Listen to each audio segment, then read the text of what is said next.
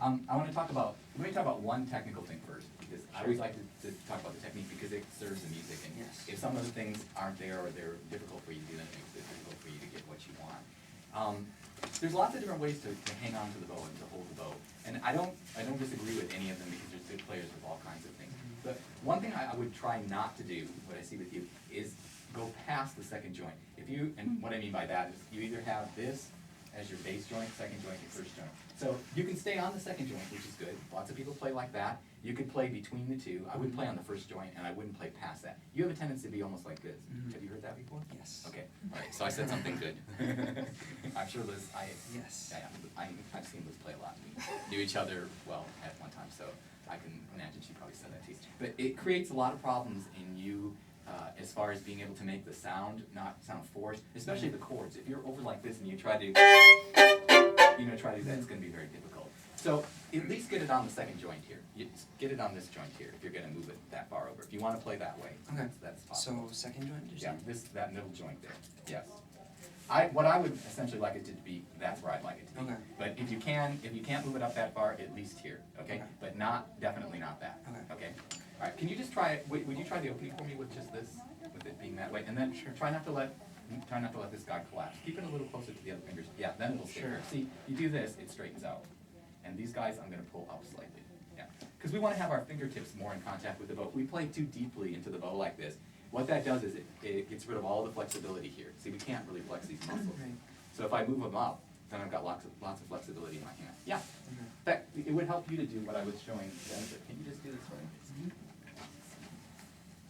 Yeah, you've got nice flexibility there, which is great. But see, if you hold the bow so deeply in your hand, you're going to get rid of all that because your hand is like this, and then there's no flexibility. Okay.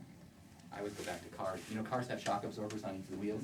It's like there's no shock absorber in your hand. It's like you're doing this, which makes the sound a little bit harsh. Okay. Yeah, that's already better. Can you try the opening like that for me? Sure.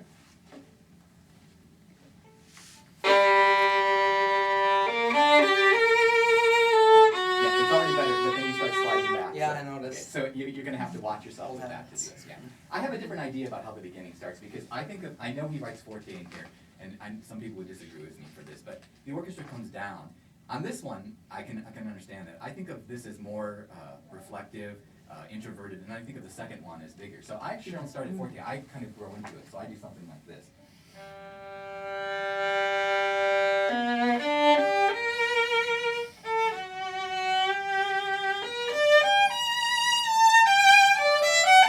And so on. Yeah. And then the second one, then I, right, yeah. Okay. I mean, you don't have to do that. I mean, and he does say ad libitum, which gives you, some freedom to do that. But I think you play both of them the same way. So I think I would come up with a different idea for each of the two of them. Contrast. Yeah, Okay. yeah. Okay. So, I mean, if you don't want to start it, less like I did, you can at least start a mezzo forte or something, or maybe just a little less than forte, make it grow, or maybe the attack doesn't have to be that way. Okay. You don't have to just do, for each of them. Maybe it can be, and then the second one can be the biting. Okay. Maybe think about that. Try the opening and see if you could do it without making it so forceful. Another thing too, pull this back, and really feel like you've got the weight here. And then I'm going to ask you to do something else. Yeah, I want you to turn the bow on the side because it's easier. There you go. Now do the opening. That's better control because see, if you're like this at the frog, we hardly ever play. I don't think I should never say never, but I can't think of any instance where we play at the frog like this because it's a really awkward position. If you're like this, the wrist will come down as you go downward. But if you're on the side here, it's going to be better in control. Okay. So turn slightly on the side with the first finger up further. Yeah, not over the second joint. There we go. Do it again for me. Rest your elbow in my hand. Yeah. Now put the bow in the string. Drop your shoulder. There we go. Now play. Yeah, already that makes a difference in the sound. So, do you watch yourself in the mirror when you play? Sometimes. Yeah, it'd be good to do that. A lot of times, because we're going to raise our elbow to be higher at the frog, we do this, which is not a good thing. Okay. Because then it tightens everything up. This is just a hinge. It's like, we do have hinges on those doors. It's like a hinge on that door. If that didn't have the little thing there for the fire thing to make it close, if you slammed it, it would just go, And it's the same thing here. If I just drop my arm, it's a hinge. I don't do this and then come down. Right. So each time if you raise this stays down. It doesn't raise. Okay. So I need to separate kind of shoulder and Yes, exactly. elbow a little So bit. that's why I said if you rest your elbow in my hand. Right. Okay, now if I let go, what's going to happen? What should happen? Hinge. Well, it should just know, right? But I can feel you holding your arm up, that's why I'm saying that. Let the weight down. Okay, now if I let go, right, that's what I want to feel. Okay. Because then your weight goes into the string. Okay. Another thing, I mean, another way of kind of thinking about that too. Go out to the tip, yeah, and I'm gonna pick up the bow for you. Yeah. Okay. Okay, now all I want you to do is hang on to it. I don't want you to lift it. I'm gonna lift the bow. Yeah, so you can feel the weight of your arm there. Yeah. Yeah. In fact, here, pull my bow up from the tip. Yeah, see how heavy my arm is? I don't have to press to get that to, get into the string. Okay. My arm weight is gonna do that for me. Okay. A lot of times when we're in the upper half of the bow, in the frog, we're actually suspending that away, but as we go out, we're gonna, put in the string. But as we go out to the tip, if you think about this, it kind of feels like this from the middle on. It's like hanging there. Okay. Because I'm not pressing down, I'm just letting my arm, sink into the string. Just do Okay. that. Here. Yeah, just hang your hand there. Yeah, and let the whole arm just rest so that the weight just goes down from you. Yeah, because your arm is pretty heavy. Right, good. And if I were, let go for a second. If I just brought your arm up, no, I'm going to pick your arm up because I want you to feel it. No, I will pick it up. You just let it keep that. You're still lifting your arm. Kind of have light arms, I guess. No, it's good that, there we go. Yeah, because see, yeah, that's what I want you to feel, like that. And if I let go, that's what you need to do. Okay. Yeah, because you're trying to do this to get the sound, and that ends up, there you go. That ends up, making the sound choke. It forces the string, because the string won't take that. Okay, right, that's enough things about technique. So Okay. you can think about all those things about them. The other thing that I noticed all the way through this is the rhythm. Because you change, did you hear that before? Okay, yeah, you've got double dotted rhythms that you're ignoring in the last place. Here's another one. You're playing this like a 16th. It's dee-ya-da-da-da-da. Yeah, so you can't play. It's. Yeah, so you've got to play it, for a second. I want to talk about the figure because I like something that you do, but I think I can help you do it. And I actually do these down bow. I know a lot of people do them up. I like that you're trying to retake, but I would retake closer to the tip. I would do that. Because if you go, it's going to be late and it's also a lot more cumbersome. Okay. So go past the tip and then just come back a little ways. Also start on the string. And actually lift the bow, so you're going to do. And just come back in a little circle. Don't come back so far. So maybe you attack back here. You're going back all the way to the middle. Unless your teacher told you to do that, then you do what she told you to do. Yeah. Because I think that will be easier to control, and I think it'll be the drama that you want. The other possibility is to start it up, though, to do. And I know a lot of people do that, but I don't do that because it's fortissimo for one thing, and I don't think you can get the power. And the other thing too is I think it's really dramatic to do that retake. It's kind of showy, and I think it's a good thing. So that can help you with that. So all of these, could you try to, can you do some here? Why don't you do it with Jason from where that starts? Maybe could you give him a bar or two?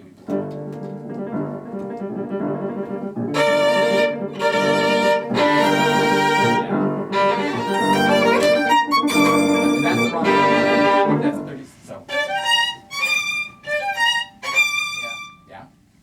Do it one more time. Am I a little bit late coming into that? Because I feel a little bit rushed, or is that just me? I don't think, it's hard to play as part of the problem, but I wouldn't worry so much about that. I'd worry about this. You're actually pretty rhythmic there, but you change the rhythm here. You just have to hang on to the B flat slightly longer. Okay. Do one more time. A couple points.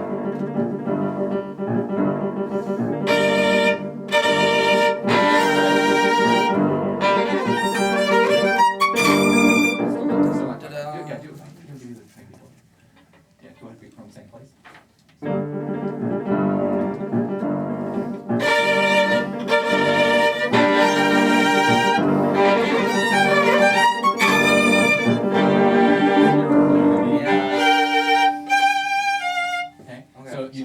Yes, you have to hold the B flat longer. You can fix that very easily, all right? Now, because you keep sliding back here, it's hard for you to control that. And maybe I should talk about this too, I think it would help you. Sometimes we actually have two basic ways to start a stroke.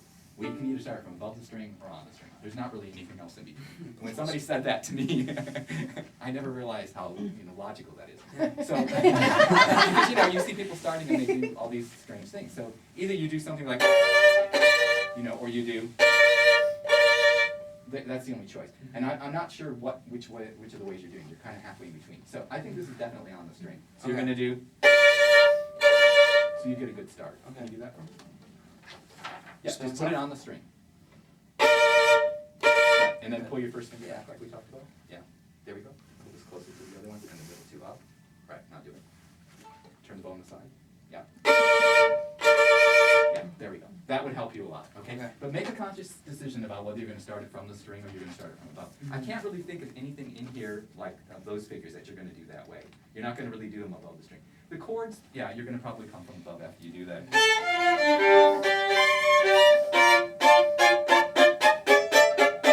Then you would probably have to do that because you're going to do the retakes. I'm going to talk about those in a second. Okay, so that's a conscious thing. So all of these I think from the strings. Actually, you found this pretty well. I have a way to help you with that though. Can you do this one? Because it's always an intonation problem. Play from here. This is measure 20.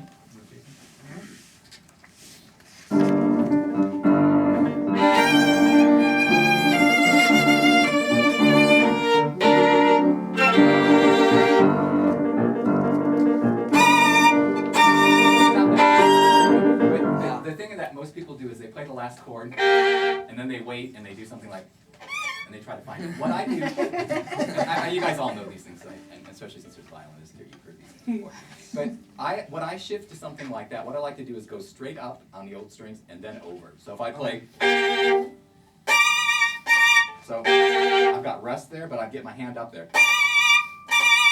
You know, if I do, I'm going to miss it. It just won't come out. So, yeah, up into the same position. So do you know, if you're going up to D and B flat, what notes are you going to be on the G string? Do you know?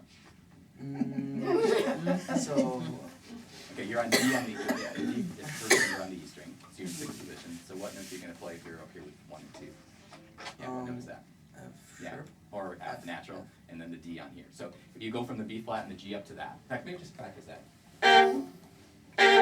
Just do that for me. Yeah, but it's immediate. It goes up after you finish. So hold it out, and then immediate. Yes. So then I'll be there. Okay. Do it a couple times. Play the B flat and the G. Yeah. See, it's in tune. Okay. So that's a really useful thing. So you don't ever want to go diagonally across the strings, or like work your way up. I've seen people do that. But it never works because you can't hear it. You can't hear it. So if you do that, you train yourself. And then what I was doing with Jessica, you can do all of those things, but the last one is to do this. Yeah. Till you can find it. Just try it. Put the violin down, pick it up, and then play. It's memory is what it is. Yeah, play. You're cheating. You're trying to find your way, though. You just have to pick it up and find it. Pick it up. Now just play D and B flat. Go. Okay, so you see what I'm saying. Yeah. If you do that enough times so you become secure with it, then you won't have to worry about it. All right? All right. That's a good thing. All right, now let's talk about the chords, because this is important, too. And this comes back later, too. Well, what kinds of ideas do you have about chords? How do you think of them, and how do you execute them? How do you do them? For one, I try to get them, all at once, all right. rather than rolling them. Okay, all right. At least for this, it sounds more like... There's only one that I think you should roll, and that's the very first one. Yeah. Yeah, because you got time. So you got... Then you want to play 3 at once. So what things do you have to do to make sure you play 3 at once? What's one of the main things you need to play on? Think about it. Wait. I'm going to be even more basic than that. Which string do you play on if you want to say it? Sound all 3 at one time. The middle. Yeah, somebody else knows, and he's a pianist. Your teacher must have said these things to you then. That's good. Yeah, the middle string. If you want all 3 of them to sound at one time, you put the bow on the middle string. So in this case, it's the A. And then where are you going to, this is the problem with you, and this is why this doesn't work. And actually, this is great because you can see them here. Turn to the side. Okay. If you're looking here, and you got your, you know what a sounding point is, right? Maybe. Where it's placed on the string, okay? So if you're too far away from where it's flatter, which is here, then you're not going to get all 3 at once. You're probably only going to get the top 2. So I'd say in the vicinity of the fingerboard, at least like right at the end of it. And then you don't have to press. All you do is just pull the bow. Pull it. And you get 3 strings at one time. So if I do it here, I can hardly get all 3. If I do it here, then I get 3. Okay, all right, you can turn back around. But the reason why I do that is watching in the mirror is really helpful. All right, there's a lot of other things I'd like to think about with the chords. You're at the frog, so you want this to, with you want your wrist to be up further, not, like that. You want, obviously, your first finger to be in the right place. You got the bow on the side. You think about your balance here, And then what you're going to do, you stay in the vicinity of the fingerboard. You're going to just put enough weight to get the other 2 to sound. You make a circle. And then they ring. Can you just do that for me? Yeah, but remember your sounding point. Here. Yeah, okay. So you got this up, right? Lower that. right? On the side, yep. Okay, now don't feel like you're doing that. All you do is just pull. There we go. Can you make a nice circle? Yeah, do it. Wait. Put it in contact with the string. Now go like this. Right. Have you ever lit a match? Yes. What do you do when you light a match? Do you go like this? Yeah, really slow. So it's the same thing with this. So what is it? There's three factors that affect sound. One is the sounding point I was talking about. One is the speed of the bow, okay, which is what we're talking about here, and the other is pressure. So if you use a slow speed, it's going to choke. But if you do a quick speed, like you're lighting a match, there we go. Yeah, and then come up at the end, circle. Yeah. Don't use quite as much bow. You don't need very much bow. There we go. Yeah. You with me? Back, face the. Yeah, you can watch, and I want you to imitate my circle. Go. Yeah, what I see a little bit is like this. Can you bring the whole arm up?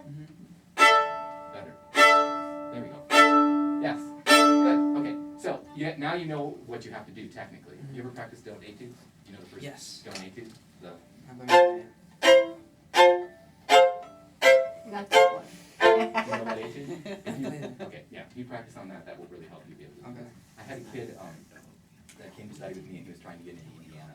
He had done an undergraduate already, and he was playing Bruch Concerto, and also the G minor fugue. We were talking about chords, and so I said to him, we spent a lot of time on that, and we did this, and so he went and played with the teacher he was going to go study with, and I said, well, what did he tell you? He said he told me exactly the same thing you did to go practice the first time. He said the same thing, so that can be really helpful for you for this, but you have to apply that to all of these. Okay. All right. And then there's something. This is a matter of taste, but I kind of want to say this too. I know sometimes it's not in the score this way.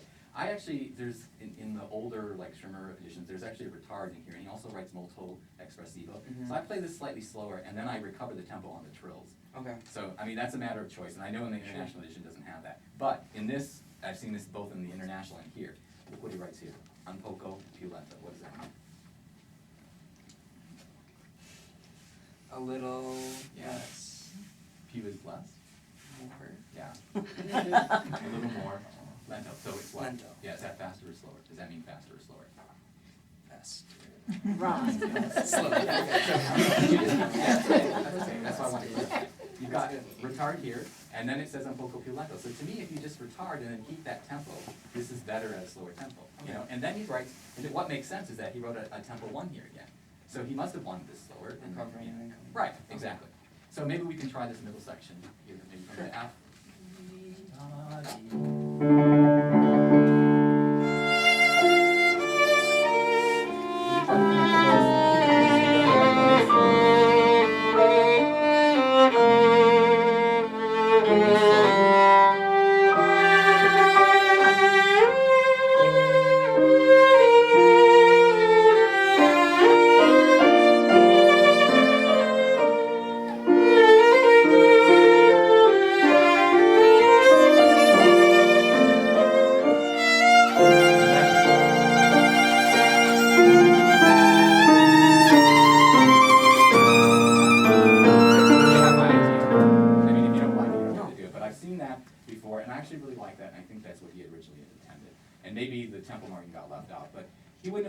Expressivo here unless he wanted that. And then you usually hear the tempo recovered on the trills. Okay. All right. And then we were talking about the chords already. The double. This, yes. Can you do for me for the rhythm? This is the A flat.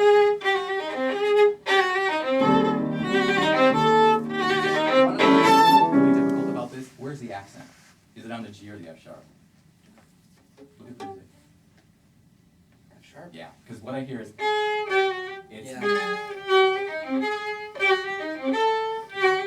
So you have to save your bow and use it on the accent, not on the G. Try from the A flat. Don't stop your bow from the A flat though. Don't stop your bow. Really slowly from once and just do this.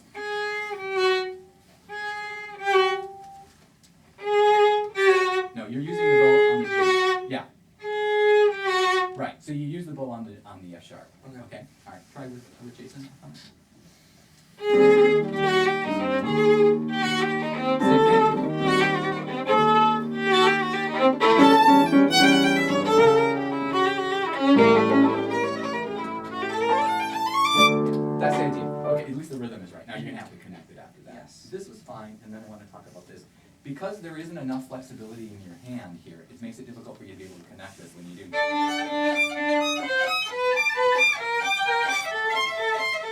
Is it possible to let this relax a little bit so I can see some of that as you make the crossing? We're going to talk about the pitch in a second, but I wanted to tackle the bow first. Yeah, but do it. It's a little slower. It's not quite that fast. Okay, all right. So when I ask you to do that, either I get like 4 different impulses, or what I get is this with it not without it flexibility. Right. Yeah. So what you have to be able to do, you have to be flexible, but it's really one impulse or one gesture. You know what I mean by that? If you say, for example, you're going to do, you don't do, you do, and when you do this, it's the same thing.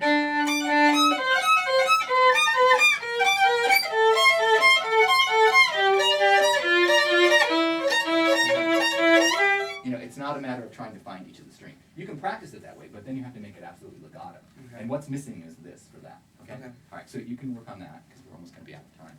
But what I want to talk about is the chords. How do you practice these for pitch? You can play them as double stops. Yeah, I do chords. I actually do that. I do.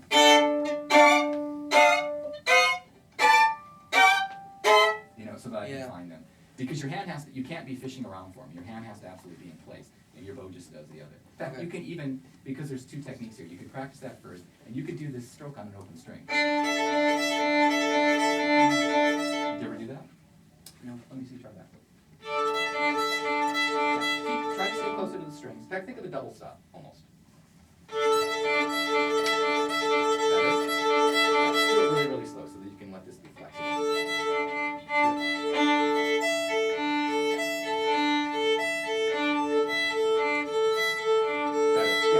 This is very good. Actually, this part of your arm works and functions the way it should. It goes up and down like it should. But what I'm missing is the flexibility here. And most of it's because you do this and then you play past the second joint. So if you can get rid of that, I think it would really help. And then, have you ever done Kreutzer 13? No. You've never played Kreutzer 13? Okay. All right. It's the one that goes like this. Okay, so what I'm going to have you do, it's just a really easy chord. I want you to do it at the frog with just your hand and fingers.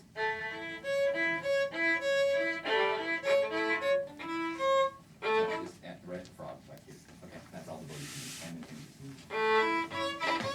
Slow. Okay. Yeah, if you spent 10 or 12 minutes a day on that, it would help you to be able to do things like this. Okay. Okay. Just purely from the wrist. Yeah, hand and fingers. So from here on out, and then the fingers too. If you don't use your fingers, I don't know if I can even do that. Sounds like that, but.